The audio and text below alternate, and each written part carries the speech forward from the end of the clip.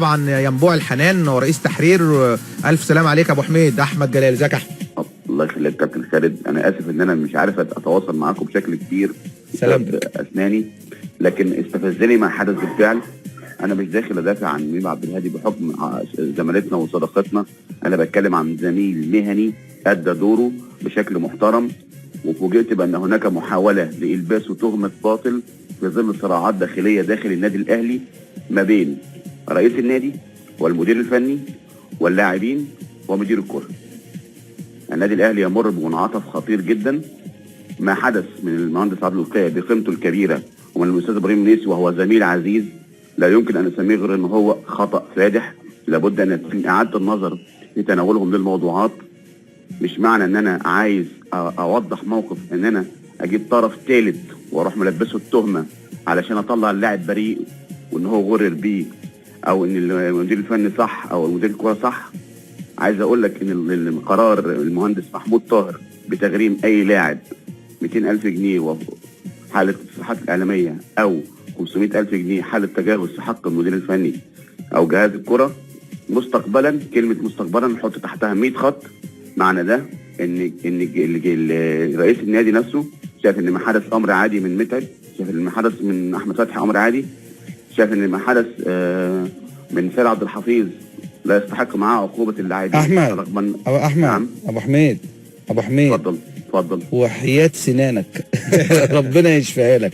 نقفل الموضوع ده. انا مش قادر اتكلم، لكن فعلا والنبي يحدث.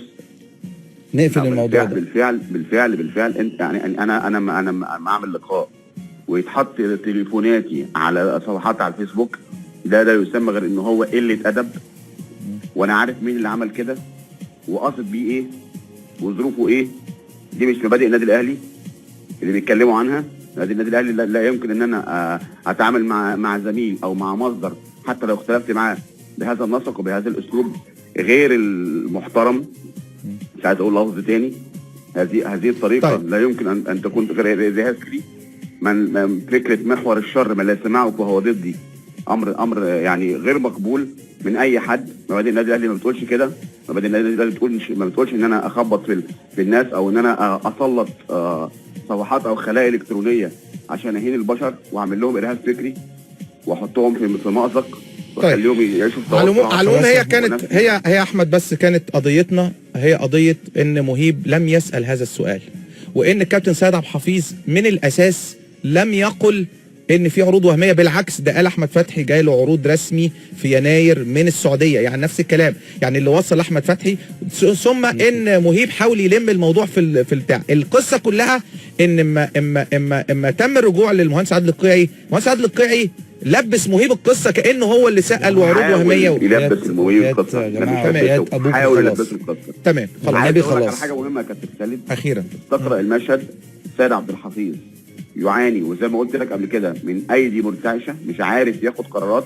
كان معاه نجوم كبار جدا في ايام كابتن حسن حمدي وايام كابتن خطيب، كان بيقدر يتعامل معاهم ويتحكم فيهم بشكل واضح جدا وكانوا سبورت ليه. هذا الامر لم يعد موجودا رغم ان النجوم مع احترامي الكامل لحسام غالي، مع احترامي الكامل لاحمد فتحي، لن يصل ابدا باي حال من الاحوال لقيمه عصام الحضري او محمد ابو تريكه او احمد حسن او وائل جمعه. مع احترامي الكامل ليهم كان كل دول موجودين وكلهم اكبر من سيد عبد الحفيظ سنا وخبره وقدره ومهاره، ورغم ذلك كلهم كانوا بيقولوا يا كابتن سيد احتراما للنسق الاداري.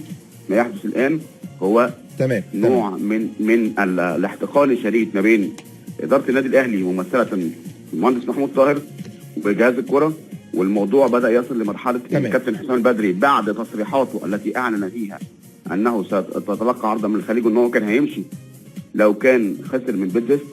حسام البدري في الموسم القادم في ظل الظروف الحاليه سيكون خارج النادي الاهلي. سيد عبد الحفيظ في ظل الظروف الحاليه اذا استمرت سيكون خارج النادي الاهلي في الموسم المقبل بسبب هذه الظروف، خاصه ان عقد عماد متعب وحسام غالي حتى الان لم يفعل بشكل كامل.